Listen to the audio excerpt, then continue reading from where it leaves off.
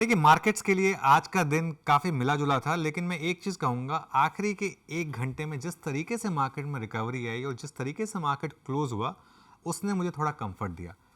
मैं एक्सप्लेन करता हूँ क्यों। 2 दिन से प्रॉब्लम क्या हो रही थी मार्केट्स में?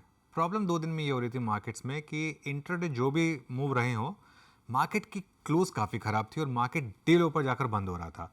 फ्राइडे को हमने देखा डे लो पर मार्केट बंद हुआ, तो उसने खैर मार्केट पूरा पूरा दिन नीचे था, लेकिन फिर भी डे लो पर बंद हुआ।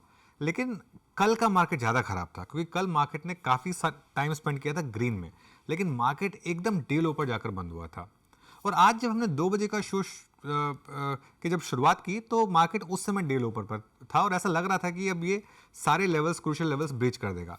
लेकिन निफ्टी ने फिर 19,600 के मार्क को बचाया और एक अच्छी क्लोज दी। आखिरी के 1 घंटे में करीब 75 पॉइंट की रैली हुई लोएस्ट पॉइंट से, और इवन बैंक निफ्टी में भी लोएस्ट लेवल से अच्छी खासी 200-250 पॉइंट की रैली हुई। इसके लिए मैं कह रहा हूँ ये क्लोज अच्छा है क्योंकि 2 दिन लगातार नेगेटिव और डे लो पर बंद होने के बाद आज एटलीस्ट क्लोज अच्छा था।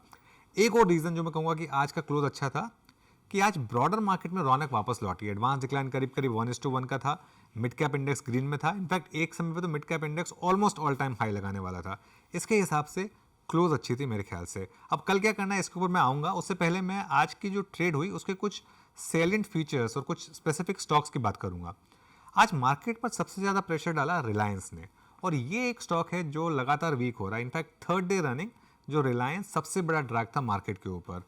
अब इसमें आप ये चीज़ समझिए कि इसमें हो क्या रहा है। डीमर्जर से पहले जितने भी लोगों ने शेयर लिया था वो मेरे ख्याल से वो धीरे धीरे करके उन शेयर को बेच रहे हैं क्योंकि वो ट्रेड प्ले आउट हो चुकी है। लेकिन ये प्रेशर डाल रहा है मार्केट के ऊपर। इसने सपोर्ट किया था मार्केट को, अब वही चीज़ मार्केट के अगेंस्ट जा रही है। तो ये हो गई बात रिलायंस की।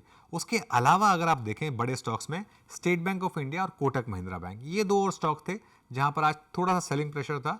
और एसबीआई खास तौर से डिसअपॉइंटिंग था क्योंकि एसबीआई में देखकर लग रहा था कि अब ये फाइनली अपने ऑल टाइम हाई की तरफ जाने के लिए तैयार है। हालांकि 600 बचाया इसने, लेकिन यहाँ प्राइस एक्शन थोड़ा डिसअपॉइंटिंग था।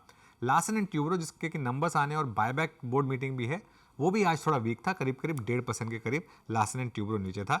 एक एचडीएफसी बैंक था जिसने आज कमान संभाली बुल्स के लिए और फिर कोशिश की 1700 तक जाने के लिए।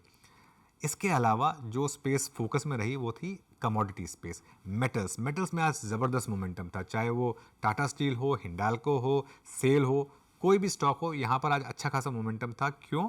क्योंकि चाइना की तरफ से स्टिमुलस मेजर्स को लेकर कुछ न्यूज़ आ रही थी। हालांकि टाटा स्टील के एमडी ने खुद कहा कि इससे ज़्यादा फर्क नहीं पड़ेगा, लेकिन मार्केट आज क्लियरली इस स्पेस को रिवॉर्ड करने के मन में था। उसके अलावा कहाँ पर तेज़ी और कहाँ पर मंदी? आईटीसी सेकेंड डे रनिंग 2% गिरा। वो जो डीमर्जर का डिसअपॉइंटमेंट है, जिस टेक्सचर में डीमर्जर हो रहा है वो मार्केट को पसंद नहीं है। उसके अलावा एशियन पेंट्स 4% नीचे था नंबर्स के बाद। ब्रिटानिया 1.5% नीचे था। अच्छा, एफएमसीजी शेयर्स में लीवर नीचे था। इसमें एक और रीज़न ये भी है कि अब मार्केट को डर लग रहा है कि ये कमोडिटी इन्फ्लेशन वापस तूल पकड़ रही है और ये शायद इन कंपनियों के लिए नेगेटिव होगा। ये भी एक कारण है कि एफएमसीजी स्टॉक्स ने इतना अंडर परफॉर्मेंस दिखाना शुरू किया है। अब बात करते हैं कुछ गेनर्स की। आज टॉप गेनर्स में था जी एंटरटेनमेंट 6%। अगेन बज है कि वो जो एनसीएलटी में ऑर्डर रिजर्व्ड है वो कभी भी आ सकता है, और एक्सपायरी से पहले स्टॉक 6% ऊपर था, वायदा का टॉप गेनर। टीवीएस मोटर कल नंबर्स के बाद पोजीशनिंग की वजह से गिरा था, आज स्टॉक वापस टॉप गेनर्स में और फिर से लाइफ टाइम हाई पर 6% ऊपर आज टीवीएस मोटर का शेयर रहा। कल इंपॉर्टेंट दिन है क्योंकि नंबर्स आएंगे Cipla, doctor Reddy's, Tata consumer, axis bank और बजाज फाइनेंस के। अब आपको करना क्या है कल? मेरे ख्याल से अब आज का जो लो है वो अब आपके लिए सैक्रोसैंक्ट है। आज का लो था करीब करीब 19,607 19,610 के करीब, और एक्सक्यूज मी, उसी लो को आप अब एक स्टॉप लॉस समझें और अप्रोच करें लॉन्ग ट्रेड। लेकिन अगर ये 19,600 का लेवल निकलने लगे तो लॉन्ग से बाहर आने की सोचें और इवन शॉर्ट करने के बारे में भी सोचें अगर 19,600 ब्रेक होने लगे तो।